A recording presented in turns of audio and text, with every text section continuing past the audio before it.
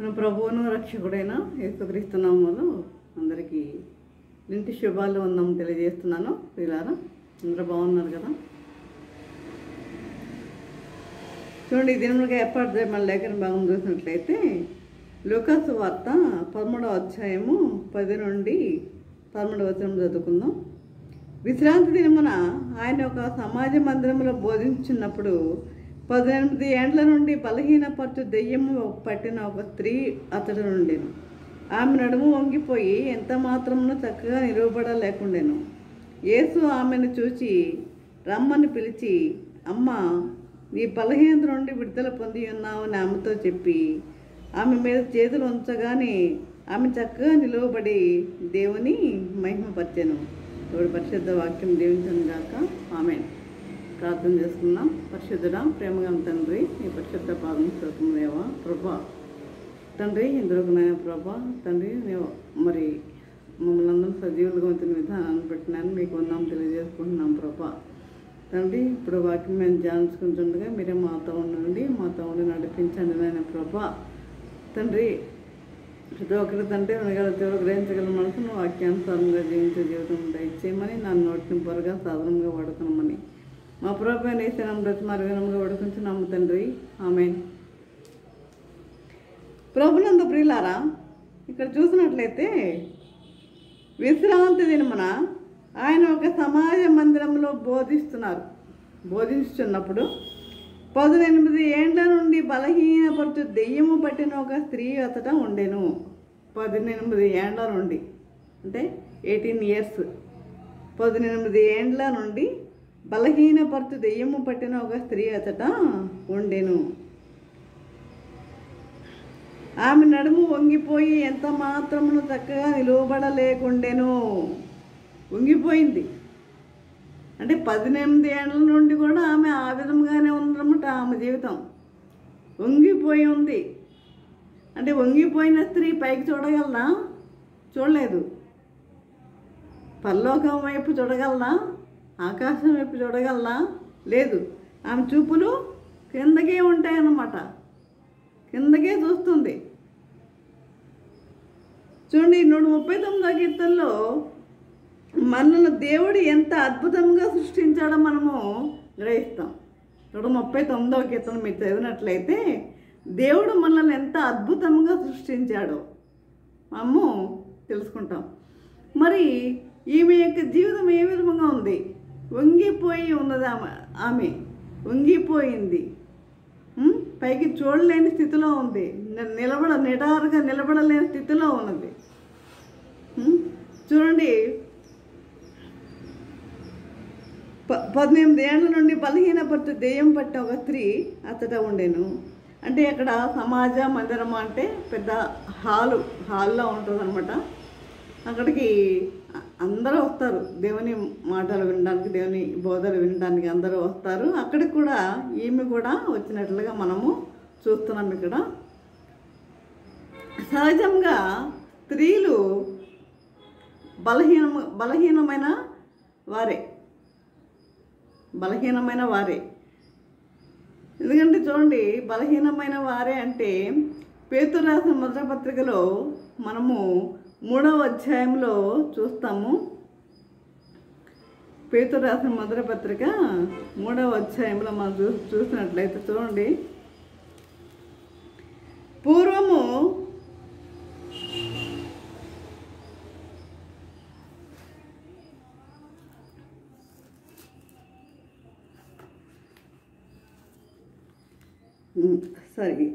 అటువలనే పురుషులారా, జీవమను కృపావరములో మీ భార్యలు మీతో పాలివారై ఉన్నారని ఎరిగి ఎక్కువ బలహీనమైన ఘటమని భార్యను సన్మానించి మీ ప్రార్థనలకు అభ్యంతరం కలగకుండానట్లు జ్ఞానము చొప్పున వారితో కాపురము చేయుడి. అంటే ఏమని చెప్తున్నాడు ఇక్కడ పేతురు? అంటే భార్యలు బలహీనమైన ఘటాలు. అంటే భార్యలు అంటే ఎవరు? స్త్రీలు ఎలాంటి వారు? బలవంతులు కారు వాళ్ళు. బలహీనమైన ఘటాలు. మరి ఈ బలహీనమైన వారిని ఈ అపవాది వాడుకుంటుందన్నమాట. బలహీనమైన వారినే వాడుకుంటూ అనేకమైన రుగ్మతలు వారికి కల్పిస్తూ ఉంటుంది. వారు శారీరకంగా మానసికంగా వారు కృంగిపోతూ ఉంటారు. కొంతమంది కొన్ని దెయ్యాలు ఏం చేస్తాయంటే వారు కృంగిపోయి ఈ జీవితం ఎందుకు, చనిపోతే బాగుండు అని వారికి మతిస్థిమితం లేకుండా చేసే దెయ్యాలు కొన్ని ఉంటాయి. అదే కొన్ని దెయ్యాలు ఎట్లా ఉంటాయంటే మరి ఈ బలహీనపరుస్తూ అనేక రోగాలను అనేక రుగ్మతలను ఇస్తూ వారిని ఆ యొక్క స్త్రీలను ఈ విధముగా బలహీనపరుస్తూ ఉంటాయి ఈ యొక్క దెయ్యాలు. కాబట్టి మరి ఇక్కడ ఏమిటంటే స్త్రీలు ఇక్కడ మనకి ఎలా కనబడుతున్నారంటే బలహీనమైన వారు అని తెలుస్తుంది. మనము చూడండి ఆదికాండంలోకి వెళ్ళినట్లయితే మొదట ప్రభు ఎవరిని సృష్టించాడు అంటే ఆదామునే సృష్టించాడు కదా. తర్వాత హవ్వని సృష్టించాడు. ఆదామును తర్వాత హవ్వను సృష్టించాడు. అయితే ఆదాము మొదట పాపంలో పడ్డాడా, హవ్వ మొదట పాపంలో పడిందా అంటే ఎవరు మొదట పాపంలో పడ్డారు? ఆదాము మొదట పాపంలో పడలేదు. ఎవరు పడ్డారు? హవ్వే మొదటి పాపంలో పడినట్లుగా మనం చూస్తున్నాం. అంటే స్త్రీలు త్వరగా ఆకర్షించబడతారు, దేనికైనా త్వరగా వారు స్త్రీలు ఆకర్షించబడతారన్న విషయాన్ని ఇక్కడ మనము తెలుసుకుంటున్నాం. కాబట్టి వారు తొందరగా దేనికైనా తొందరగా వారు ఆకర్షించబడతారన్న విషయాన్ని. ఆమె నడుము వంగిపోయి ఎంత మాత్రము చక్కగా నిలబడలేకుండెను. యేసు ఆమెను చూచి రమ్మని పిలిచి, అమ్మ, నీ బలహీనత నుండి విడుదల పొంది ఉన్నావని ఆమెతో చెప్పి ఆమె మీద చేతులు ఉంచగానే ఆమె చక్కగా నిలబడి దేవుని మహిమపరిచింది. అది చూడండి, తిమోతికి రాసిన పత్రికలో చూసినట్లయితే తిమోతికి రాసిన మొదటి పత్రిక 2వ అధ్యాయము 2, 3, 4 వచనం చూద్దాం. చూడండి, తిమోతికి రాసిన పత్రిక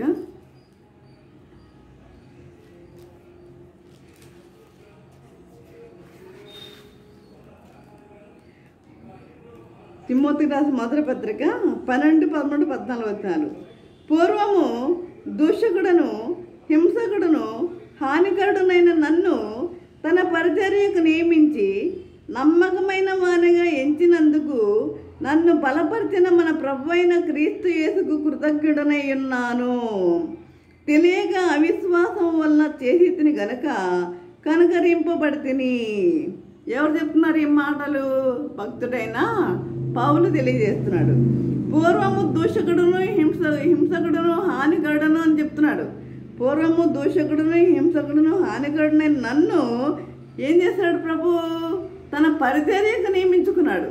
తన పరిచర్యకు నియమించి నమ్మకమైన వానిగా ఎంచినందుకు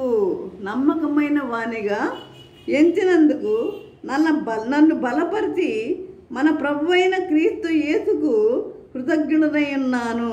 నన్ను బలపరిచిన మన ప్రభువైన క్రీస్తు యేసుకు కృతజ్ఞుడనై ఉన్నాను. తెలియక అవిశ్వాసం వల్ల చేసితిని గనక కనుకరింపబడితిని. తెలియక అవిశ్వాసం వల్ల చేసితిని గనక కనుకరింపబడితిని. ఎవరైనా సరే నీకు తెలియక నువ్వు చేసావేమో, నువ్వు దేవుని దగ్గరికి వచ్చినట్లయితే తప్పకుండా దేవుడు నీ పాపం నుండి విడుదల కలిగిస్తాడు. ఈ రోజులు అనేక మంది దేవుని సన్నిధికి రాలేని వారిగా ఉంటున్నారు, రాలేకపోతున్నారు. అంటే ఇది నిర్లక్ష్యమే అని అనుకోవచ్చు. దేవుని సన్నిధికి రాలేని వారిగా ఉంటున్నారు. ఎక్కడో వాక్యం చెప్తుండే ఇక్కడికి వినపడుతుంది కదా అన్న ఆలోచనలో కూడా ఉండేవారు అనేక మంది ఉన్నారు. మరి పక్కన ఇళ్ళలో ఉన్నవాళ్ళు కూడా దేవుని వాక్యం వినపడుతున్నా కూడా దేవుని సన్నిధికి వచ్చేవారిగా లేరు. కాబట్టి ఈ విధముగా మరి దేవుని మనము నిర్లక్ష్యం చేసేవారిగా ఉన్నాము. దేవుని దగ్గరికి మనం వచ్చినట్లయితే, మన పాపములు మనం ఒప్పుకున్నట్లయితే దేవుడు మన రోగముల నుండి దేవుడు మన రోగముల నుండి దేవుడు మనలను విడుదల కలిగిస్తాడు. మన రోగముల నుండి విడుదల కలిగిస్తాడు. కాబట్టి మనం ఏం చేయాలి? దేవుని సన్నిధికి మనము వెళ్ళేవారిగా ఉండాలి. కాబట్టి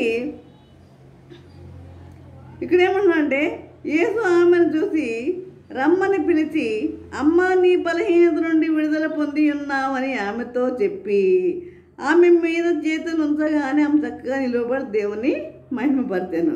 చూడండి, చాలామంది దేవుని సన్నిధికి వెళ్ళలేని వారిగా ఉన్నారు.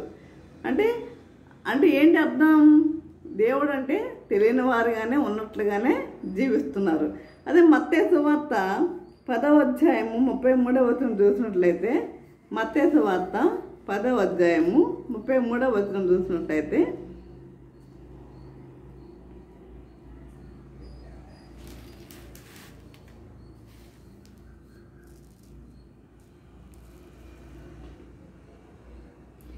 మనుషుల ఎదుట నన్ను ఒప్పుకొని వాడెవడో పరలోకమందున్న నా తండ్రి ఎదుట నేను వారిని ఒప్పుకొందును. నువ్వు మనుషుల ఎదుట ఒప్పుకుంటున్నావా ప్రభువుని? నువ్వు మనుషుల ఎదుట ఒప్పుకునేవానిగా ఉన్నావా? నువ్వు మనుషుల ఎదుట ఒప్పుకుంటే దేవుడు ఏమంటున్నాడు? నేను నా తండ్రి ఎదుట నేను వారిని ఒప్పుకుంటాను అంటున్నాడు. నీవు ఈరోజు నిర్లక్ష్యం చేసినట్లయితే దేవుడు ఆ రోజు తండ్రి ఎదుట నువ్వెవరో నాకు తెలియదు అంటాడు. తెలుసా? నువ్వెవరో నాకు తెలియదు అంటాడు. కాబట్టి మనుషులు ఎదుట నన్ను ఒప్పుకొని వాడేవాడో పరలోకమందున్న నా తండ్రి ఎదుట నేను వారిని ఒప్పుకొందును. మనుషుల ఎదుట ఎవడు నన్ను ఎరుగనన్నునో, మనుషుల ఎదుట నన్ను ఎవరు ఎరుగనన్నునో. అంతే కదా. ఈరోజు మనం నిర్లక్ష్యం చేస్తున్నామంటే ఏంటి అర్థం? ఎరగనట్లుగానే భావిస్తున్నామని అక్కడ అర్థం అవుతుంది. ఎరుగనన్నును వాణిని పరలోకమందున్న నా తండ్రి ఎదుట నేనును ఎరుగనన్నును, నేనును ఎరుగనంటాను. మీరు ఈరోజు నన్ను విడిచిపెట్టారు కదా, నిర్లక్ష్యంగా ఉంటున్నారు కదా, మరి రేపొద్దున నా తండ్రి ఎదుట మీరెవరో నాకు కూడా తెలియదు అంటాను. ఖచ్చితంగా వాక్యము తెలియజేస్తుంది ఇక్కడ, మీరెవరో నాకు తెలియదు అంటాను. కాబట్టి ఈరోజు అనేక మంది దేవుని సన్నిధిని నిర్లక్ష్యం చేయడం గల కారణం ఏంటి? ఎందుకు దేవుని సన్నిధికి వెళ్ళలేని స్థితిలో ఎందుకు ఉంటున్నారు? దేవుని ఎందుకు నిర్లక్ష్యపరుస్తున్నారు? అది ఉండకూడదని దేవుని వాక్యము తెలియజేస్తుంది ప్రియులారా. కాబట్టి అదే ఇక్కడ చూసినట్టయితే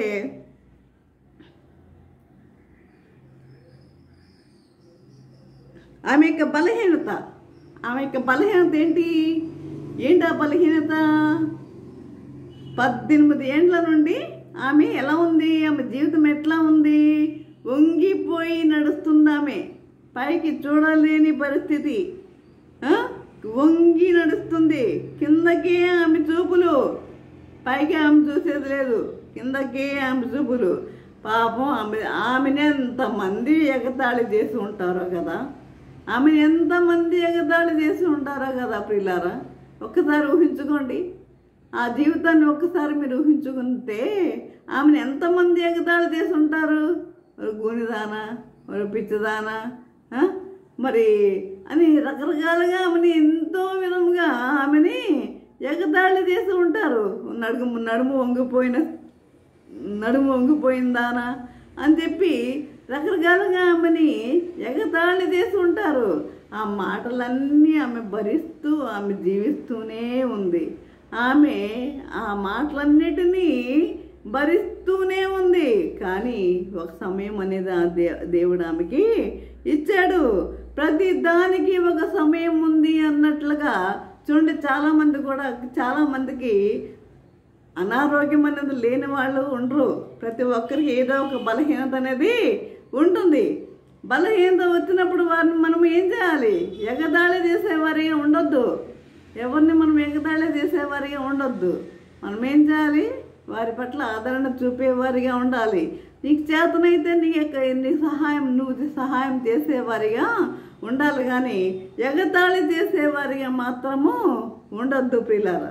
కాబట్టి ఈరోజు బలం ఉందని బలము లేని వారిని ఎగతాళి చేసేవారు అనేక మంది ఉన్నారు, లేరా? ఉన్నారు. కాబట్టి మనం ఏం చేయాలంటే ఈ యొక్క స్త్రీని అనేక మంది విమర్శించవచ్చు, అనేక మంది హేళన చేసి ఉండవచ్చు, అనేక మంది ఆమెను నిర్లక్ష్య పెట్టి ఉండవచ్చు. ఆ మాటలు ఆమె హృదయంలో నిలిచిపోయి ఉండవచ్చు. కానీ ఆమె విశ్వసించింది అనుకుంటా, ప్రభు ఉన్నాడు నాకు అని.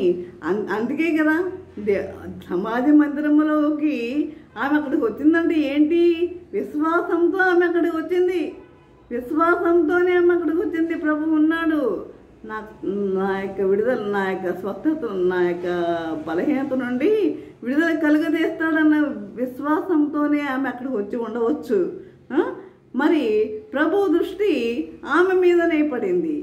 ప్రభు దృష్టి ఆమె మీదనే పడింది ప్రియులారా.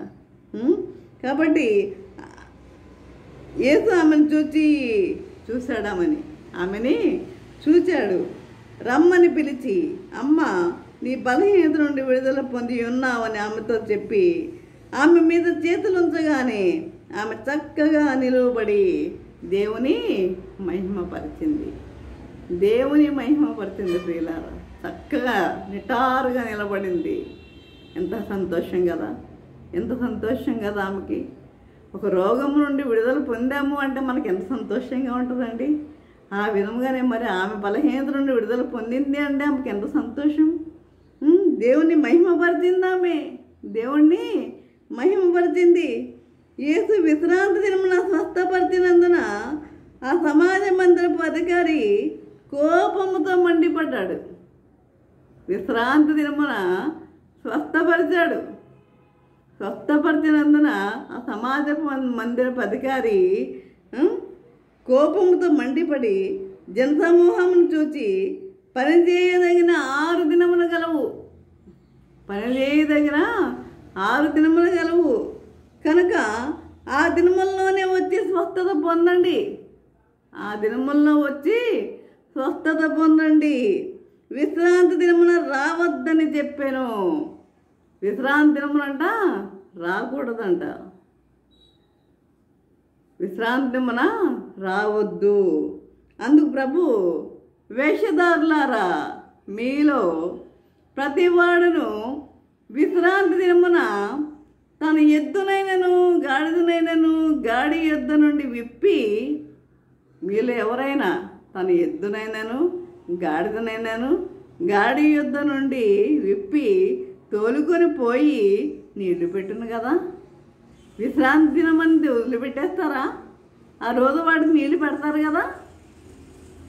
జంతువులకి మీరంతా ఇంపార్టెంట్ ఇస్తున్నారే, మరి నీళ్ళు పెడతారు కదా.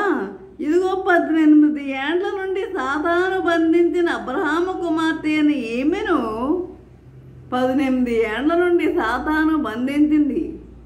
అనారోగ్యంతో, బలహీనతతో బంధించిన ఆమెని, అబ్రహాము కుమార్తె అని ఈమెను విశ్రాంతి దినమంది కట్ల నుండి విడిపింపతగదా? ఈ కట్ల నుండి నేను విడిపింపతగదా అని అతనితో చెప్పాను.